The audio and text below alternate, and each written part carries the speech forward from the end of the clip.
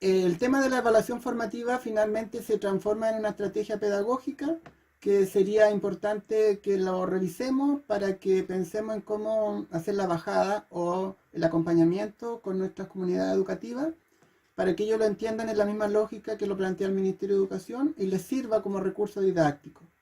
Esta lámina nos dice que la situación actual de los estudiantes es una situación especial por el tema de la contingencia, pero a ratos no es tan distinta a la situación que ellos están acostumbrados por su familiarización con el mundo virtual. Veamos la siguiente. Bueno, lo que el Ministerio plantea es que se recomienda que durante el periodo del trabajo virtual, que es la situación más preponderante como desafío en esta contingencia, la evaluación sea preferentemente formativa. Bueno, y cuando dice que la evaluación sea preferentemente formativa, usa el apellido formativa un poco para hacer la distinción de la evaluación más tradicional y más hiperusada y a veces mal entendida que se utiliza históricamente, que son las pruebas escritas asociadas a una calificación con fines más administrativos que pedagógicos. Entonces, en este punto el Ministerio hace énfasis en la evaluación formativa y cuando veamos el resto de las diapositivas nos vamos a dar cuenta que no es más que una estrategia pedagógica o didáctica donde la evaluación cumple su función. Lo que se quiere es que se integre al proceso de enseñanza y aprendizaje, entonces se transforma en evaluación para el aprendizaje, que signifique que exista constantemente un monitoreo de parte de la práctica pedagógica y un acompañamiento también por parte de la parte pedagógica, como sabemos que tiene que funcionar cualquier tipo de evaluación. Veamos la siguiente. Bueno, que los estudiantes den cuenta de sus avances y sus logros a través de distintas formas de documentación. O sea, en contexto de teletrabajo o educación a distancia, o como estemos funcionando o quisiéramos funcionar en esta contingencia, la idea es que los estudiantes mantengan su, su rol como estudiantes y sus actividades como estudiantes y que puedan ir generando portafolios o evidencia o recopilando resultados o procesos de su aprendizaje a través de distintas formas de documentación, de tal manera que existe evidencia del trabajo pedagógico y del despliegue de la didáctica. Ahí yo puse como ejemplo de estos productos o resultados de aprendizaje, podrían ser guías, resolución de guías, de problemas, de matemática, de biología, de química, etc. Informe de lectura, donde el estudiante asume la lectura y después puede hacer un resumen, producir un texto distinto o inspirado, etc. Producción de audios visuales, donde el alumno también puede trabajar con esos tipos de productos como evidencia de su trabajo escolar, o productos concretos que el alumno pueda exhibir al profesor o a sus compañeros, productos o herramientas electrónicas o web que el alumno también puede construir solo o en conexión con sus compañeros, participar en foros que pueden implementarse. En fin, en términos de herramientas, productos o estrategias para poder ir acompañando y hacer la retroalimentación desde la gestión pedagógica en el marco de una entidad educativa y el desafío que establece el currículum, existen varias opciones, que es un poco lo que revisa este documento que les estoy compartiendo. Ahora sí, veamos la siguiente.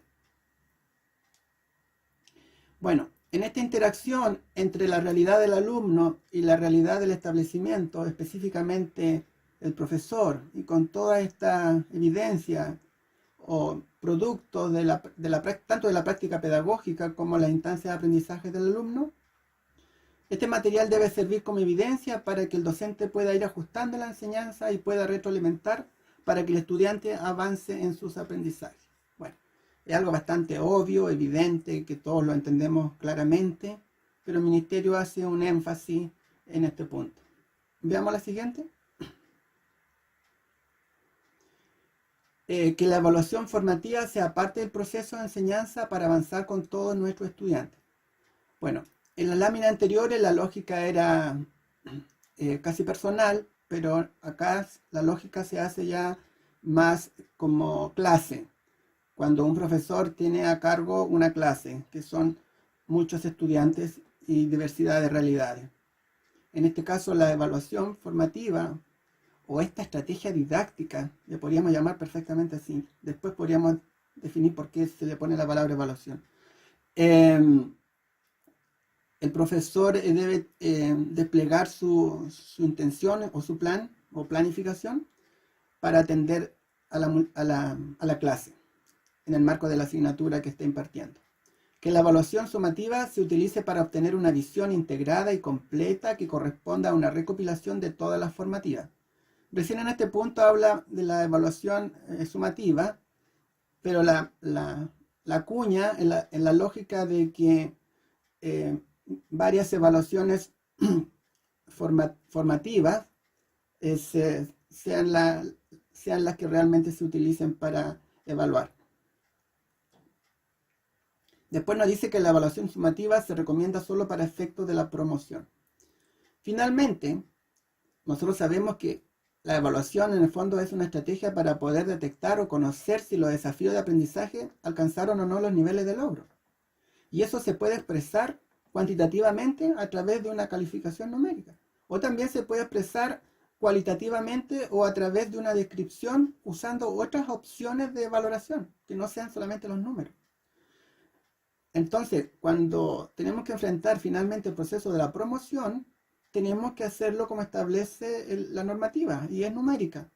Entonces, en ese sentido, la evaluación formativa a través de la recopilación de todos los documentos y antecedentes y evidencia del trabajo pedagógico y la experiencia de aprendizaje, finalmente va a tener que en algún momento decidirse si va a transformarse en una evidencia para un efecto cuantitativo, pensando que se necesitan tomar decisiones pedagógicas respecto de la promoción o la repitencia. Veamos la siguiente. Bueno, este documento también hace énfasis en el tema de la integración de asignaturas como una estrategia pedagógica transdisciplinar o interdisciplinar, podemos entenderlo de las dos maneras, ya que tenemos que generar un concepto de ahorro y de eficiencia. Ahorro en el sentido de evitar un poco el asignaturismo y mejorar los impactos de los aprendizajes. Y la opción que queda bajo ese desafío técnico es la integración de asignaturas. Respecto a la integración de asignaturas, este documento hace algunos énfasis en algunos aspectos. Por ejemplo, evaluar de manera conjunta los objetivos priorizados de las habilidades del siglo XXI. Bueno, las habilidades del siglo XXI están difundidas, están conocidas, están en las bases curriculares y están explícitas para todos los niveles de la trayectoria educativa. Por lo tanto, enfocarse en la integración de asignatura bajo esos desafíos formativos, las habilidades del siglo XXI, bien digo. También dice desarrollar planificaciones que incluyen objetivos de entre 3 o más asignaturas. Finalmente, hacer una conexión de las progresiones curriculares buscando oportunidades que puedan ser trabajadas de manera interdisciplinar. A manera o específicamente cómo. Acá nos plantea la idea de desarrollar un proyecto común que sea de interés para los estudiantes. Bueno, esta parte es bien interesante porque la metodología de proyecto efectivamente permite integrar intereses comunes en función de una problemática o de un hecho de la realidad que tenga una oportunidad pedagógica y que el profesor lo pueda trabajar y guiar, acompañar de manera virtual con sus alumnos. Veamos la siguiente. Bueno, esta diapo la hice un poco para esquematizar lo que estamos diciendo, perdón. Finalmente, se plantea el enfoque de proyecto como una opción pedagógica o didáctica para trabajar la integración de asignaturas y para poder trabajar el acompañamiento de los estudiantes. Bueno, como ustedes saben, cuando hay enfoque de proyecto como estrategia de aprendizaje, es importante la habilidad de la observación, para que el alumno pueda observar un fenómeno de la realidad, pueda acotar dentro de la multiplicidad de hechos de la realidad, pueda definir un hecho o un problema. A este nivel, cuando ya se logra ese nivel de precisión respecto del inicio de un desafío con enfoque de proyecto para una articulación de distintas asignaturas, es el primer paso y es muy importante. Después, solamente toca elaborar el objetivo, que se hace en función del hecho problemático que el alumno definió, con el acompañamiento de su profesor y atendiendo a sus intereses como alumno. Finalmente se elabora a partir del objetivo y se fundamenta una solución o un plan de trabajo o una hipótesis. Eso va a depender de lo que el profesor quiera. Si el profesor quiere que los alumnos, a través de una observación o al haber acotado un hecho y haberlo observado desde varias asignaturas, le interesa que el alumno elabore un plan de trabajo para poder enfrentar ese hecho o entenderlo o explicarlo.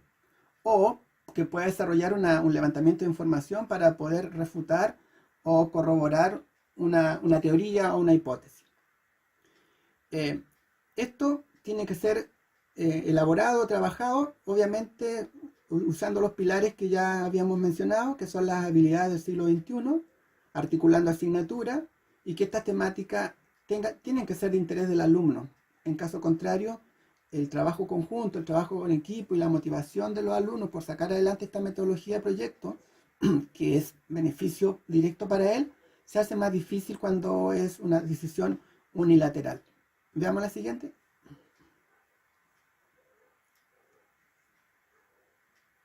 Eso. Bueno, acá retoca el tema de la integración de asignatura, pero da un ejemplo. Por ejemplo, el tema de los incendios forestales. Entonces, en la clase virtual, en esta clase a distancia, se puede trabajar en conjunto y discutir lo que yo decía, que era observar, acotar y definir hasta finalmente llegar a un problema que en este caso acá viene dado. ¿Cuáles son las estrategias de control más efectivas de los incendios forestales? Acorde a los patrones de propagación del fuego.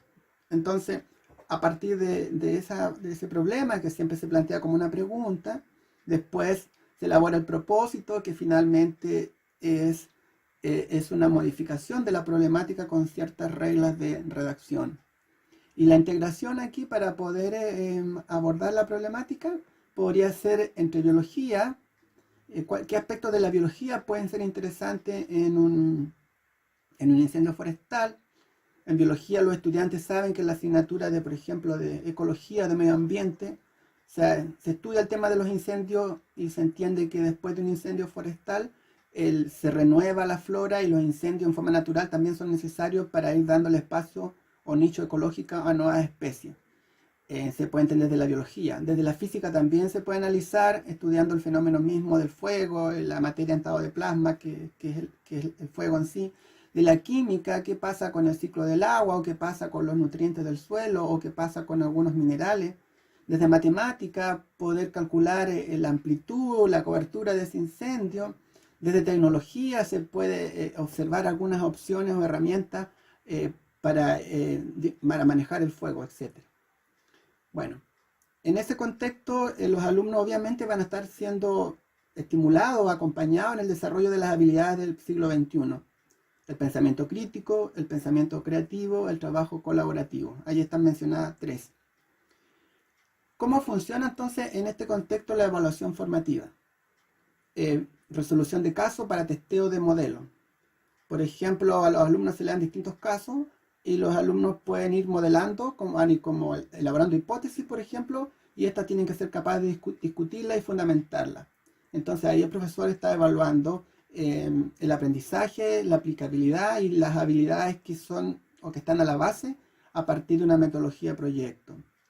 Exposición del proyecto, resolución de problemas, ejercicio para transitar de un modelo concreto a un abstracto. Por ejemplo, el tema de la modelación es súper importante y las opciones de modelación también son bastante diversas. Finalmente, la modelación más compleja de la realidad es el modelamiento matemático, pero los profesores pueden ir calibrando ahí y pueden ir teniendo expectativas de aprendizaje de acuerdo al nivel, de acuerdo al curso y de acuerdo a lo que establece el objetivo de aprendizaje. Los indicadores que tiene la base del objetivo pedagógico que se establece para u otra actividad de aprendizaje. Veamos la siguiente. Bueno, aquí tomé solamente el tema del pensamiento creativo como una habilidad del siglo XXI en la lógica de un trabajo de proyecto. Entonces, si queremos ver cómo se comporta o cómo se alcanza el propósito o la capacidad superior, voy a decir, del pensamiento creativo en la metodología de proyecto, bueno, el profesor va a tener varias pistas para ir tomando decisiones pedagógicas. Por ejemplo, lanzamiento del proyecto, definición del desafío creativo. En esa instancia, el alumno va a tener que presentar su hipótesis, su solución, su explicación o su plan de trabajo.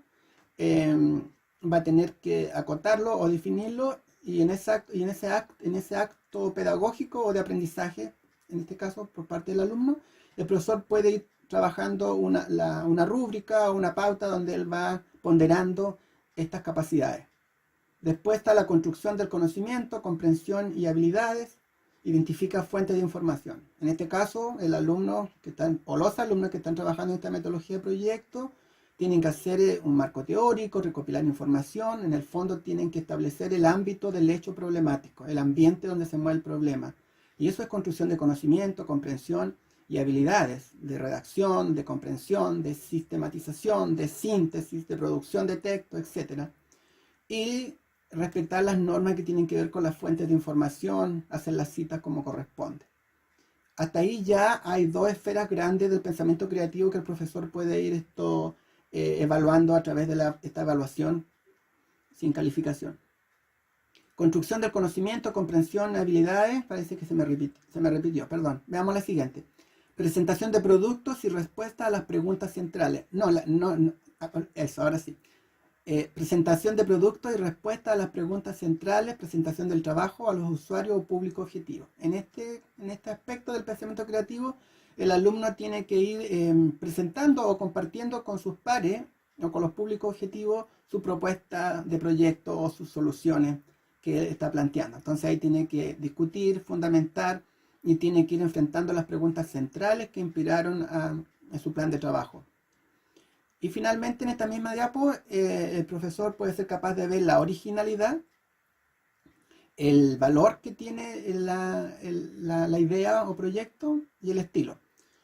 Por ejemplo, si dejamos de lado el tema de los incendios forestales y el profesor le pone al alumno el desafío de la distancia social, entonces que el alumno observe el desafío de la distancia social, lo observe, lo redacte, lo defina, lo acote y lo establezca como una problemática. Entonces, a partir de ahí, ¿cómo él puede elaborar un plan de trabajo o una hipótesis o una propuesta para poder aportar en el tema del distanciamiento social? Entonces, los alumnos pueden decir, vamos a hacer una aplicación, suponiendo, que permita comprar medicamentos o que permita adquirir ciertos bienes o productos o servicios sin tener que salir a la calle o sin minimizando la interacción con otras personas. Ok, entonces esa aplicación los alumnos la pueden desarrollar en forma teórica, usando tecnología, usando el lenguaje, matemáticas, etc. Y el profesor puede ver si es original, porque a lo mejor pueden haber muchas aplicaciones para lo mismo, si tiene valor, porque finalmente está resolviendo un problema o no, y si tiene un formato o un estilo que sea amigable, que sea interactivo, que sea intuitivo, etc.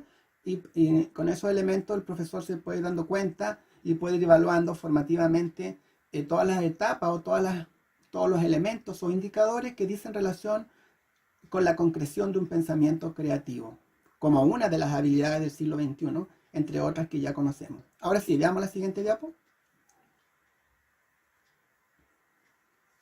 Bueno, aquí está nuevamente el pensamiento creativo, pero en este caso el profesor también tiene los mismos componentes: el lanzamiento del proyecto, la construcción del conocimiento, la revisión de la idea. Lo que pasa es que acá, en este caso, el profesor tiene una rúbrica. Finalmente, si nos vamos a la última columna del lado derecho, que yo siempre hago eso, vamos a lo mejor a lo ideal. Entonces el profesor va a decir si el alumno comprende el propósito de la innovación, quién necesita esto, por qué, desarrolla perspicacia acerca de las necesidades e intereses del público objetivo. Entonces el profesor puede ver esos desempeños, porque finalmente esos son indicadores o desempeños que exhiben o dicen o nos informan respecto del comportamiento de una capacidad específica, que tiene que ver con acotar un desafío de aprendizaje en el marco de la metodología de proyecto. Y así sucesivamente todos los otros elementos o criterios para poder estimar o evaluar formativamente la concreción del pensamiento creativo tienen un estándar ideal. No sé si revisamos un poquito el segundo, dice, encuentra maneras o lugares inusuales para obtener nueva información, personas, documentos, etcétera. Promueve puntos de vista divergentes y creativos durante discusiones. O sea, todos esos son indicadores o son desempeños que debe exhibir el alumno en el marco de esta estrategia pedagógica. Bueno, es el estándar ideal, después a ese le vamos quitando algunas propiedades, hacemos un estándar intermedio o acercándonos a los estándares, y después tenemos mucho más dificultad en el logro de esos desempeños y el alumno decimos que está bajo el estándar. Entonces en este caso también se hace una escala de evaluación no cuantitativa, tal vez cualitativa u ordinal, de primero, segundo, tercero, por ejemplo, que también finalmente también es numérica, y puede estimar el nivel de logro respecto al pensamiento creativo. Veamos la siguiente.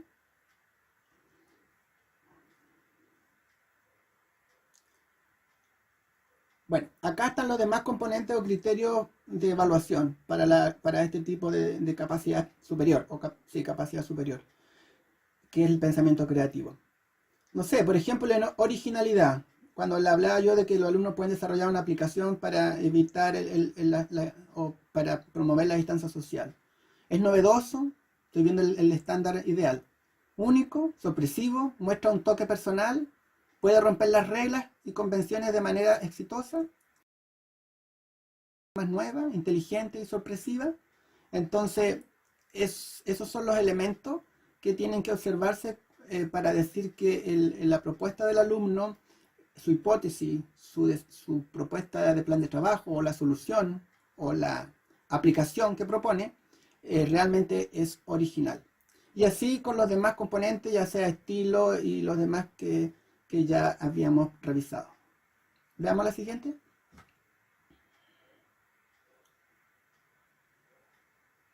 Bueno, esta es otra pregunta muy recurrente que seguramente estamos enfrentando, que es la cantidad de calificaciones. Bueno, la UCQ nos dice, deberán ajustarse sustentado, bien digo, en argumentos pedagógicos. Bueno, deberán ajustarse significa que deberán pensarse en cuántas son, o que ya no sean tantas como las que históricamente han sido.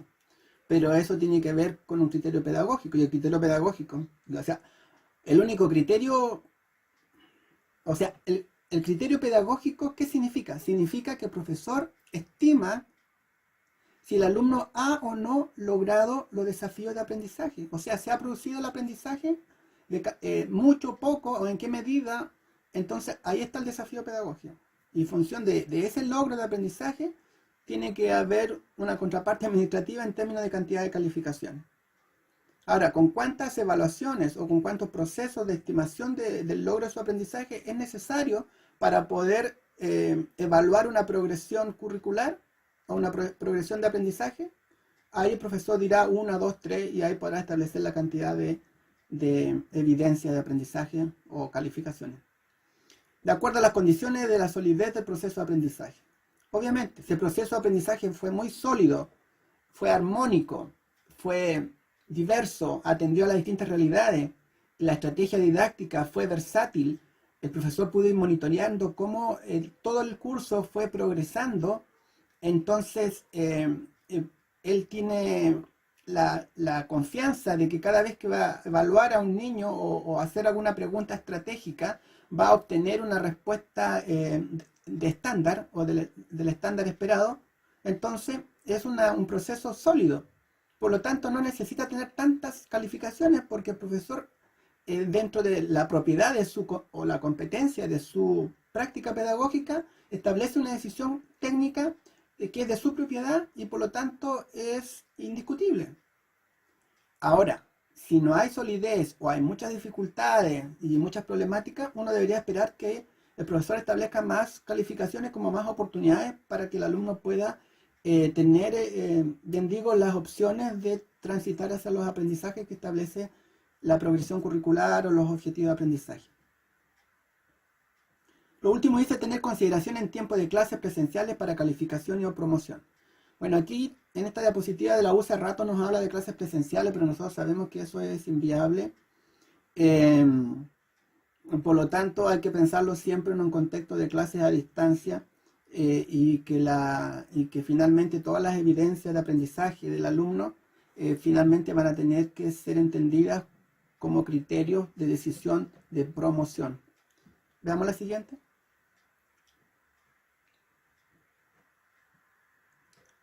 Una vez definida la cantidad de calificaciones y ponderaciones, deberá ser comunicado debidamente a toda la comunidad escolar. Bueno, en este sentido, es muy importante el apoyo institucional que van a tener los profesores, su coordinación con el jefe técnico o con el jefe de departamento, etcétera, para poder socializar y comunicar y hacer más democrático el proceso de la evaluación formativa en este caso, ya que la comunidad educativa, desde el núcleo familiar y desde los alumnos, deben tener claridad respecto de cómo se va a enfrentar su proceso, su trayectoria de aprendizaje en el marco de la contingencia y cómo eso va a resolver finalmente su promoción. Por eso debe ser debidamente comunicado a la comunidad. Veamos la siguiente. Bueno, acá dice al lado izquierdo, dice evitar la repitencia, pero no leamos el lado derecho, solamente dice evitar la repitencia. Esa es una pregunta, es una frase que no es pregunta, pero eso nosotros la hacemos como pregunta. ¿Cómo evitar la repitencia? Para evitar la repitencia solamente hay dos opciones. O que el alumno aprenda o que le regale las notas. No hay más opciones. Y la opción ética y moral es que el alumno aprenda. Entonces, un alumno va a asegurar su promoción cada vez que aprenda. No cada vez que dé todas las pruebas, o no cada vez que se saque todos los 7, o cada vez que se saque todos los 4. No. El alumno va a aprender y cada vez que aprende asegura su promoción. Y al asegurar su promoción evita la repitencia. Eso es algo muy básico. Veamos qué nos dice la diapo.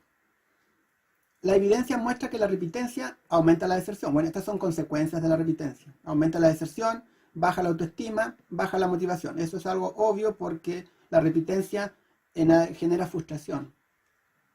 El establecimiento debe intentar por todos los medios contactar a sus estudiantes para que realicen actividades de aprendizaje. Bueno, esto lo ponen porque saben que lo que está pasando. Hoy día los niños, algunos adhieren y otros no adhieren a la contingencia en clases virtuales. Y a veces los alumnos no participan y los profesores y los colegios se preocupan porque si el alumno no participa no se puede evaluar y si no participa no se puede observar su proceso de aprendizaje y si no se observa su proceso de aprendizaje tú no le puedes poner repitencia porque administrativamente se hace muy complejo. Entonces hay que hacer un esfuerzo desde el establecimiento para poder saber qué está pasando con los alumnos que no adhieren y poder diversificar el aprendizaje, diversificar la didáctica o hacerla más cercana, más específica para la realidad del alumno, porque no sabemos por qué razones el alumno no adhiere. Entonces, primero hay que disolver ese nudo y después que se disuelva, recién ahí establecer una estrategia pedagógica para el caso de los alumnos que no adhieren. Y ahí se va a enfrentar todo el tema de la progresión del currículum y se va a enfrentar el tema de la administración y el tema de la recopilación de portafolios, evidencias, que estamos viendo que es una buena opción. Veamos la siguiente. Estimado, eso era todo. O no sé si hay otra más. No, queda otra. Veamos la siguiente. Ok. Acá habla un poquito más del concepto de evaluación formativa y nos establece tres cuadrantes, pero en el marco de un ciclo. Bueno, toda evaluación no va a ser evaluación si no recolecta información. En este caso, la evaluación informativa igual tiene que recolectar información. Dentro de todo lo que vimos recién, de los criterios de las habilidades del siglo XXI, de la metodología de proyecto y cómo se monta un proyecto y todas las fases de un proyecto, el profesor en cada momento está recopilando información, porque en cada momento está evaluando todos los aspectos de un proyecto a través de una rúbrica y a través de los indicadores que establecen el objetivo de aprendizaje a través de la estrategia de proyecto. Por lo tanto, ahí está recopilando información todo el tiempo. También, además de recolectar información, esa información que se recolecta tiene que ser discutida y conversada bilateralmente con el sujeto de aprendizaje, o sea, con el alumno. Y cuando se hace esa esa discusión de esa información de manera bilateral entre profesor y alumno, el alumno detecta sus errores y el profesor detecta también los estilos y ritmos de aprendizaje. Por lo tanto, esa retroalimentación es muy positiva y esa retroalimentación desde la recolección de información va a permitir tomar decisiones pedagógicas, y a eso se refiere cuando dice se reajusta. ¿Qué se va a reajustar? Se puede reajustar la didáctica, se puede reajustar el ritmo de la planificación, se puede reajustar los recursos, se pueden reajustar las estrategias, se pueden reajustar otros aspectos que dicen relación con estimular mejor los aprendizajes de los alumnos. Veamos la siguiente. Bueno, en la evaluación formativa hay 3 preguntas clave y que deben ser discutidas con la clase. Todas estas diapositivas están en la lógica de una clase. Cómo el profesor interactúa con su grupo curso. ¿Hacia dónde vamos? Es súper importante que el profesor sea capaz de socializar la meta. Dice compartir metas de aprendizaje. Compartir metas de aprendizaje, bien digo, significa socializar. Llevar al alumno a una reflexión respecto de una meta de aprendizaje. No sirve que el profesor diga, alumno, hoy día yo quiero que ustedes sean capaces de diferenciar el funcionamiento de, no sé, de un organelo de la célula respecto de otro organelo de la célula. Vamos a ver para qué sirve cada uno. No tiene mucho sentido decirlo de esa manera si no da espacio para poder evaluar si el alumno es capaz de entender qué significa ver cómo funcionan dos partes de un todo. Después dice clarificar criterios de logro.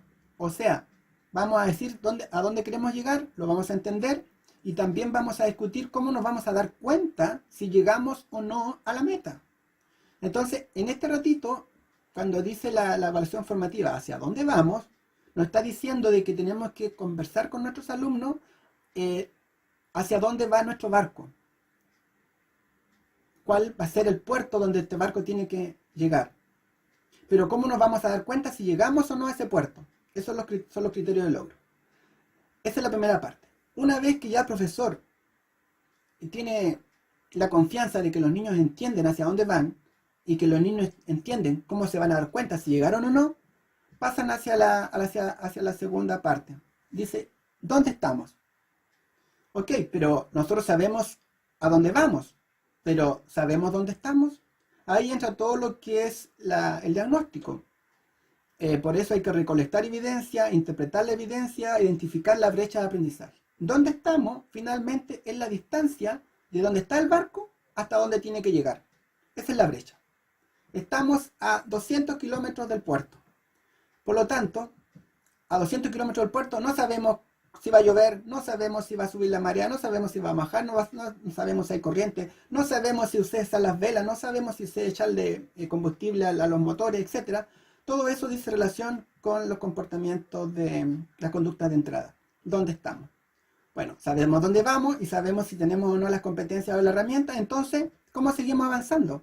Entonces, ¿cómo echamos a andar el barco? Desarrollamos las competencias, damos las orientaciones y así seguimos avanzando. Y después cerramos la brecha, o sea, damos por terminado y nos damos cuenta a través de los criterios de logro si hemos logrado el aprendizaje.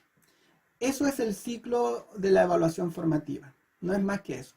Veamos la siguiente. Bueno, en esta diapo hay 4 puntos que después se detallan, que dicen estrategia de evaluación formativa, que nos van detallando, bien digo, cómo podemos ir entendiendo la evaluación formativa paso a paso. Pero ya lo hemos dicho bastante con el tema del barco y con el tema de ese ciclo que vimos anteriormente. Lo vamos a ver un poquito rápido entonces. Compartir objetivos de aprendizaje, ¿cierto? Eso ya lo vimos. Todos tenemos que saber a dónde vamos. Diseñar y realizar actividades que permitan evidenciar el aprendizaje, los criterios de logro. Retroalimentar efectiva y oportunamente. Ya, avancemos, aprendamos, retroalimentemos, comuniquémonos, discutamos, aprendamos de los errores, detectemos nuestras brechas, comprometámonos con nuestras metas.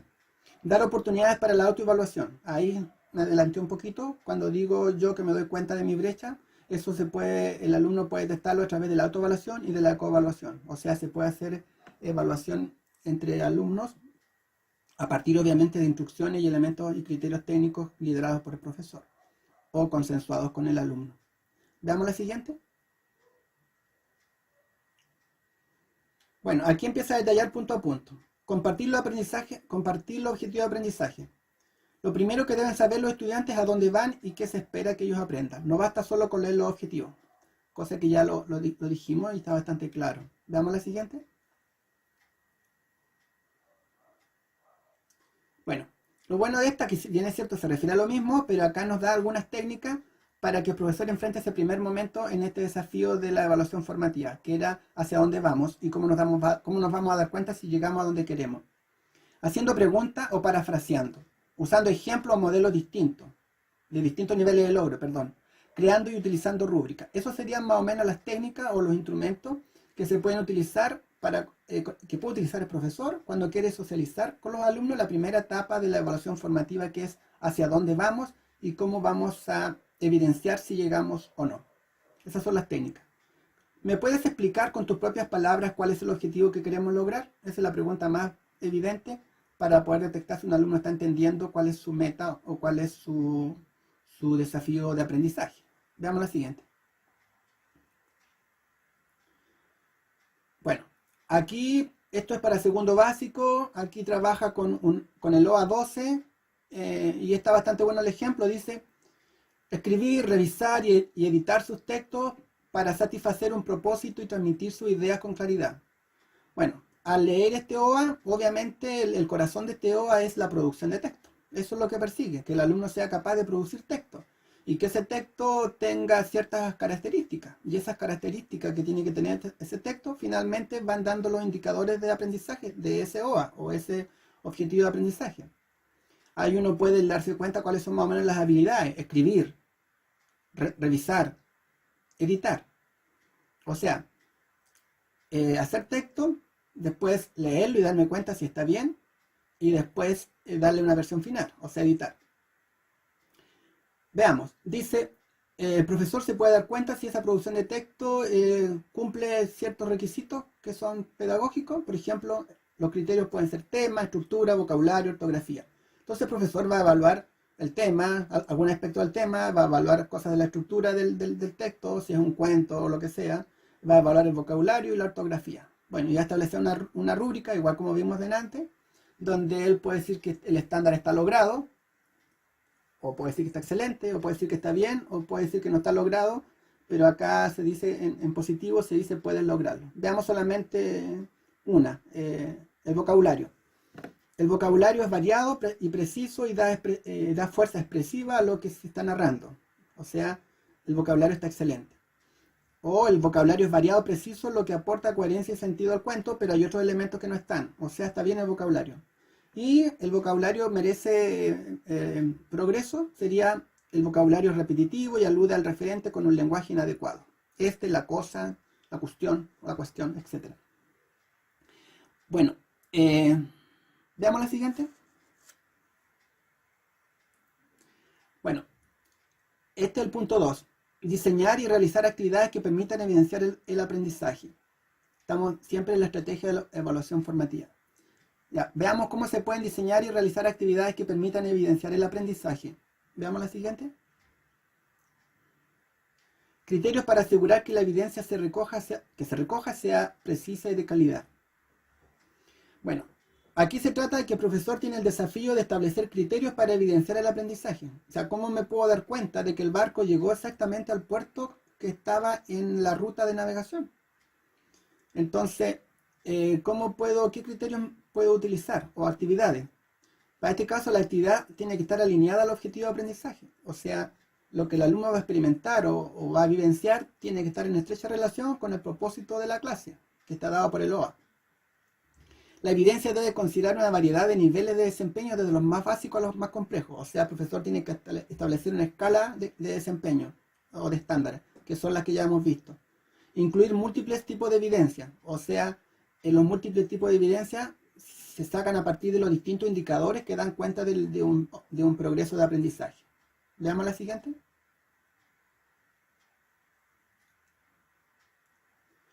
Ejemplo de recogida de evidencia. Bueno, aquí está dando un ejemplo de cómo el profesor puede recolectar evidencia para poder detectar si el barco llegó a puerto. Actividades de explicación y de presentación, explicar o fundamentar con sus propias palabras. El alumno Producir texto, representar por medio de gráficos, dibujos, imágenes, estos son todos desempeños de los alumnos o son los productos en un indicador, se llaman productos. Todo esto que está haciendo el alumno y que finalmente el profesor lo va a utilizar como información para tomar una decisión pedagógica frente a una nota o frente a dar de alta un objetivo de aprendizaje. Observar y escuchar a los estudiantes mientras participa en actividades. Esto es súper importante, la observación que tiene el profesor de las actitudes de los estudiantes, de sus preguntas, de su comportamiento, etc. Eso también tiene un valor pedagógico. Veamos la siguiente. Estamos terminando. Ejemplo de recogida de evidencia. El profesor puede plantear preguntas. ¿Por qué? ¿Cómo cambiaría? ¿Cuáles son las razones? En el fondo, establecer preguntas motivadoras, preguntas estratégicas que hagan pensar al alumno. Primero, preguntas que se entiendan, y después que se entiendan, el alumno puede tratar de bosquejar o proponer respuestas. Después dice respuestas elegidas al azar. Se pide a todos los alumnos que elaboren una respuesta y luego se elige una al azar. Bueno, estas son estrategias de clase o de instancia de aprendizaje, no solamente presencial, también puede ser a distancia. Respondan todo, pero quiero conocer la respuesta de Juan o quiero conocer la respuesta de María. Veamos la siguiente. Participación simultánea, que también puede ser otra técnica.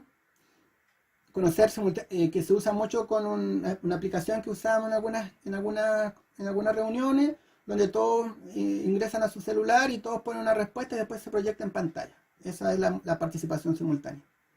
Y también hay otra estrategia que es mucho más antigua y que es bastante buena, pero esta funciona más para clase presencial, que es pienso, converso, compartimos. Donde el alumno piensa una respuesta, la discute con alguien y después en conjunto la presentan a la clase. Yo creo que pudiera funcionar en virtual, pero sería un poco más complejo. Me hace más sentido la anterior. Veamos la siguiente diapo. Bueno, seguimos con la recogida de evidencia. Los tickets, los sistemas de tickets. Ticket de salida o ticket de entrada. ¿Ya? Los tickets funcionan con una pregunta clave y una respuesta breve. Y permite trabajar con los indicadores que tienen mayor peso relativo dentro de un objetivo de aprendizaje. Y así se puede estimar cuál es el nivel de logro de los estudiantes. Bueno, también se puede trabajar con una tabla SQA que tiene 3 criterios: sé, quiero saber, aprendí, donde el alumno completa lo que sabe, lo que quiere saber y lo que aprendí. En el fondo, dónde estoy, hacia dónde quiero llegar y llegué o no llegué, que sería aprendí o no aprendí. Veamos la siguiente. También se puede trabajar con una escala de complejidad para visualizar comprensión sobre un tema. Se pide al estudiante que desarrolle la siguiente tabla. Por ejemplo, ordena las ideas aprendidas desde cómo le parecen más simples a más complejas. ¿Qué nuevas ideas tiene sobre un tema? Por ejemplo, el tema de la distancia social, el tema del incendio forestal que habíamos dicho. ¿Qué nuevas preguntas tiene sobre el tema? Sugiere que primero se realice una reflexión individual y luego se pueden compartir en plenario. Bueno, entonces el alumno a través de una pauta de preguntas o de actividades puede ir respondiendo a una temática central. Pero todo esto está en la lógica de la metodología de proyectos, si se dan cuenta. Veamos la siguiente. Esto se llama análisis de perspectiva, donde se establece el hecho. Por ejemplo, el hecho es mantener el distanciamiento social. Y van a haber distintas perspectivas o puntos de vista que obviamente va a estar dentro de la diversidad de la clase. Y cada perspectiva o cada corriente que se dé dentro de la clase, a lo mejor se pueden dar 2 o 3 corrientes, no tantas como alumnos sean. Y cada corriente puede establecer su tesis. Los estudiantes pueden adherirse a alguna de las tesis o a alguna de las corrientes. Por eso hay varias perspectivas. Después, por ejemplo, la perspectiva 2, tesis central de la perspectiva 2, que es lo mismo de la perspectiva 1, los que adhieren a esa perspectiva la justifican y al justificarla establecen la evidencia de por qué la justifican. Entonces, también se puede trabajar, esto ya toma más... más el estilo del debate, ¿ya? Porque se establecen perspectivas frente a una problemática. Y esa perspectiva puede ser, finalmente, si los alumnos discuten respecto de una hipótesis o una solución que propone su proyecto y cada uno la defiende. Ahí calzaría bastante bien dentro de la metodología de proyecto. Veamos la siguiente. Parece que es la última. Estamos en el punto 3. retroalimentar efectiva y oportunamente. Eso de la retroalimentación, habíamos dicho la importancia que tiene, que al recoger información te permite retroalimentar y discutir con los alumnos y poder ir focalizar elementos a focalizar y elementos a evitar para una retroalimentación oportuna y efectiva. Bueno, aquí el profesor tiene que saber focalizar. Cuando dice focalizar está diciendo qué es retroalimentar. O sea, ¿qué significa realmente retroalimentar? Que no se entienda como que envíame la tarea y yo te digo si está mala o está buena. Eso no es retroalimentar. Veamos qué es lo que es focalizar, retroalimentar. Veamos la siguiente. Acá está. Abajo está en negro dice qué es la retroalimentación y abajo a la derecha dice qué no es la retroalimentación. ¿Qué es? Describir qué se ha logrado y cómo se puede mejorar. Eso es retroalimentar. Focalizarse en el trabajo o actividad, o sea, acotarlo a la instrucción de la tarea.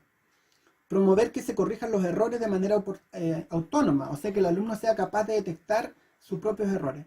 Entregar retroalimentación oportunamente, o sea, que el profesor da los consejos, da los estímulos, hace las preguntas, establece algunos desafíos concretos, pero en el momento oportuno. O sea, siempre antes de que ocurra lo que no queremos, hay que establecer la estrategia más preventiva, vamos a decir. Usar varias formas de retroalimentar. O sea, la retroalimentación, bien digo, puede ser escrita, puede ser oral, puede tomar distintas vías de comunicación. Bueno, todo lo otro no es retroalimentar. Entregar solo correcciones, focalizarse en la persona, solucionar problemas, o sea, darle los problemas listos. Entregar retroalimentación cuando ya no es posible utilizarla, o sea, a destiempo, no oportuna. Y hacerlo siempre de la misma manera, tampoco, también eso hay que evitarlo. Muy bien, esos más o menos son los aspectos vitales de una retroalimentación. La siguiente diapo, no sé qué nos trae, parece que está terminando. Bueno, aquí nos establece un esquema de menos a más sobre cómo tenemos que empezar la retroalimentación. Primero aclarar, dar la explicación, establecer las definiciones. Después viene en la escalera 2, en el peldaño 2, digo, viene valorar las ideas de los estudiantes dando énfasis en los puntos positivos. O sea, ahí va el profesor, va rescatando las ideas que son interesantes y que plantean los alumnos y que están en la lógica de la expectativa del profesor. O sea, el profesor tiene una expectativa o una meta pedagógica o una manera de superar la brecha con sus alumnos. Y a la manera de ir detectando que eso va ocurriendo, él va poniendo en relieve algunos ejemplos o evidencias que dan los alumnos y las va estableciendo como referente para otros alumnos. Eso es valorar. Después viene el peldaño 3, expresar inquietudes. Puede haber desacuerdo. Bueno, aquí los alumnos pueden entrar en divergencia. Sí, en divergencia, bien digo, respecto de sus planteamientos o interpretaciones. Ahí el profesor tiene que mediar de manera tal de hacer llegar a los alumnos a la misma conclusión que tiene que establecer con la meta de aprendizaje. O sea, todos tienen que darse cuenta que el puerto donde tenía que llegar el barco es el mismo, no que son distintos puertos. Hacer sugerencias. Conectar en forma constructiva, en forma constructiva nuestras sugerencias, inquietudes o preocupaciones de tal forma que el estudiante pueda utilizarlas como retroalimentación positiva. Bueno, aquí la idea es que el profesor haga sugerencias o reflexiones con los alumnos para que los alumnos valoren la retroalimentación y la acepten como una manera de aprender. Veamos la siguiente. Dar oportunidades para la autoevaluación y la coevaluación. ¿Se acuerdan que decíamos que el profesor también puede poner a los estudiantes en ciertas situaciones reflexivas que el estudiante pueda darse cuenta a sí mismo o apoyar a otro compañero en superar una brecha? Veamos la siguiente.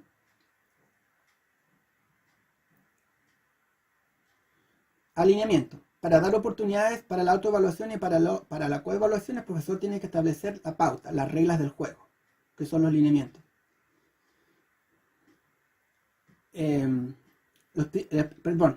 Permite a los estudiantes mirar por sí mismos qué y cómo están aprendiendo. O sea, es como una metacognición.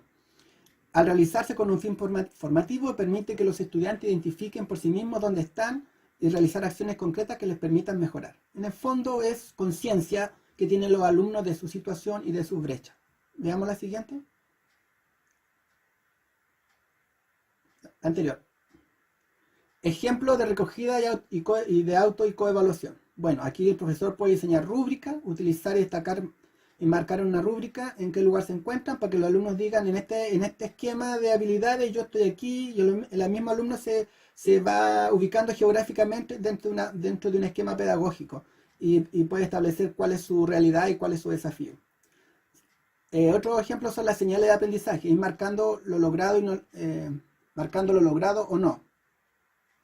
Entonces el profesor puede ir estableciendo en qué aspecto el alumno está logrando un aprendizaje y en cuáles no. Entonces ahí tiene como un escaneo de la realidad del curso y del alumno. Preguntas de cierre para la reflexión. ¿Qué fue lo que más me costó aprender? En este punto, el alumno tiene que darse cuenta de cuál es su estilo o su modo de aprendizaje y ir autoconociéndose para que vaya dándose cuenta dónde le cuesta, dónde se le hace más fácil, dónde se le hace más difícil, para que él mismo después pueda ir reforzando gracias a autoevaluación y también con la coevaluación, cuáles son los desafíos de acuerdo a sus habilidades que vienen con mayor facilidad de manera más personal, porque no todos tenemos la misma facilidad para aprender tales o cuales materias. Y eso es importante que el alumno se dé cuenta y por lo tanto saber dónde está la oportunidad que él tiene para ir reforzando lo que más le cuesta a sí mismo o en coevaluación con algún par que también se pronuncie respecto de él. Eso era todo, colegas. Disculpen, era tal vez larguito, es muy interesante, así que muchas gracias.